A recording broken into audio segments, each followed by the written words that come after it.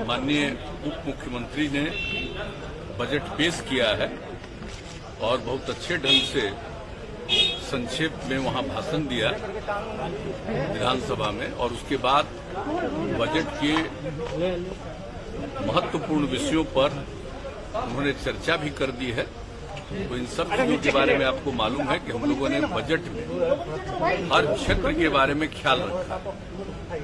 एक तो मौलिक चीज आप समझिए कि जो योजनाएं पहले से चल रही हैं और खास करके जो 7 निश्चय पिछली बार हमने शुरू किया था, उसमें जो चीजें जैसे कुछ जगहों पर सड़कों का निर्माण या हर घर नल का जल, उसका कुछ जगह पर काम जो रुका हुआ बचा है, उन सब चीजों के बारे में सारा प्रबंध कर दिया गया है।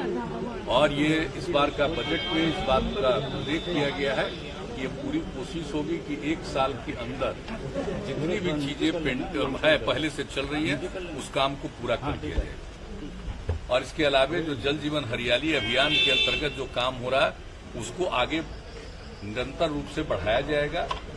और इसके अलावे हमारे उप मुख्यमंत्री जी ने इस बात को पूरे तौर पर चर्चा कर दी है कि जो नया जो आत्मनिर्भर बिहार के लिए 7 निश्चय 2 की परिकल्पना की गई है, उसके बारे में जो कुछ भी कैबिनेट ने पास किया, और जब कैबिनेट ने पास किया तो विभिन्न विभागों ने इसके लिए जो जरूरी योजनाएं हैं उस पर काम किया और बनाया है। और इस साल के बजट में प्रावधान किया गया है, इस पर सारा काम हम लोगों का शुरू हो जाएगा नए वित्तीय वर्ष में 21-22 में। और पूरे तौर पर उन सब चीजों के लिए जो कुछ भी है, तो पहले की स्कीम, आगे की स्कीम, और आप जानते हैं एग्रीकल्चर के लिए जो ध्यान दिया जाता है उसके बारे में, सड़कों के बारे में। और सबसे बड़ी बात है कि आप देख लीजिए कि हेल्थ और एजुकेशन दोनों पर और ज्यादा पैसा खर्च करने के बारे में निर्णय लिया गया है। तो सब लोगों को जो सुविधा मिलेगी उस सब चीज के लिए प्रावधान है ऐसी परिस्थिति में भी।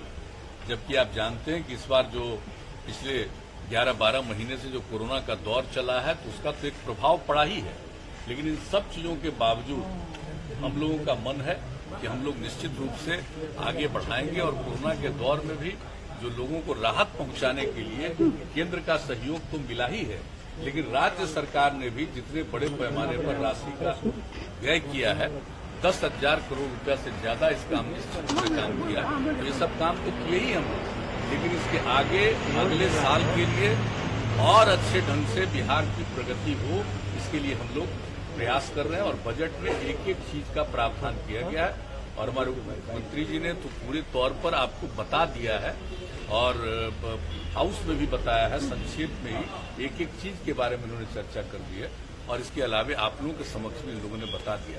तो हम लोगों को इस बात पर एकदम बिल्कुल, जिसको कहिए कि इसके प्रति हम लोगों का एकदम, जिसको कहिए कि डेडिकेशन है, हम लोग बिल्कुल इस बात को लेकर के वचनबद्ध ही नहीं है, हम उस पर अनुपालन करना चाहते हैं, उसको क्रियान्वित करना चाहते हैं। उसके लिए बजट में बहुत सारे प्रावधान किए गए हैं ऐसी परिस्थिति में, जबकि आप जान रहे हैं कि आर्थिक स्थिति पर पूरे दुनिया में, पूरे देश में सब पर असर पड़ा है। तो हम लोग उसके अलावे भी सब काम को आगे बढ़ाना चाहते हैं और करना चाहते हैं। सबका सहयोग मिलेगा, सब लोग मिल करके बिहार को आगे बढ़ाने का रोजगार सृजन की बात भी कही गई है आने वाले 5 सालों में 20 लाख रोजगार सृजन की बात वो भी कहा है।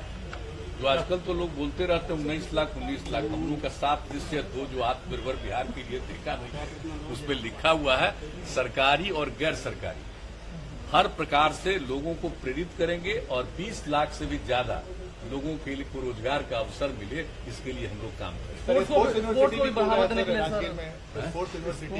देखिए वो तो बात नहीं समझते हैं, तो तीनों न बनेगा साहब, आपको मेडिकल यूनिवर्सिटी बनेगा और जो हमारे जितने इंस्टीट्यूशंस हैं, आपको इंजीनियरिंग, तो इंजीनियरिंग यूनिवर्सिटी भी बनेगा। और उसके अलावा खेल के लिए भी एक विश्वविद्यालय बनाने की बात है।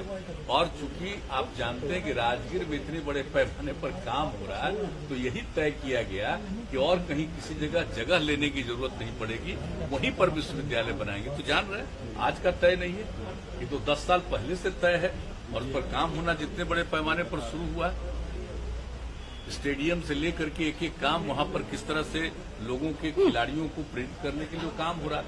इससे सोच करके ही सब लोगों ने विचार किया और कहा कि वहीं पर खेल के लिए विश्वविद्यालय बनाने की विश्वविद्यालय बनाना अच्छा होगा, बेहतर होगा, इसलिए किया गया।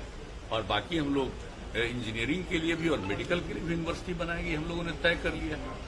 और आप जानते हैं कि इसके लिए हम लोगों ने आपस में देखना शुरू कर दिया है कि किसका कहाँ होगा, तो उसके लिए भी सब तैयारी चल रही है। और जब वो अंतिम हो जाएगा कि कहाँ पर और क्या बनेगा, तो उसके बारे में फिर बात इसको घोषणा की जाएगी, हम लोग बनाएंगे। बड़े बड़े जो मैचेस होते हैं मुख्यमंत्री जी अन्य राज्यों में लगता है कि बिहार में भी स्पोर्ट्स अकेडमी बनने से वैसी ये काफी अच्छा होगा। देखिए, स्पोर्ट्स को बढ़ावा देने के लिए तो आप जान रहे हैं हम लोग प्रारंभ से ही पूरी कोशिश करते हैं।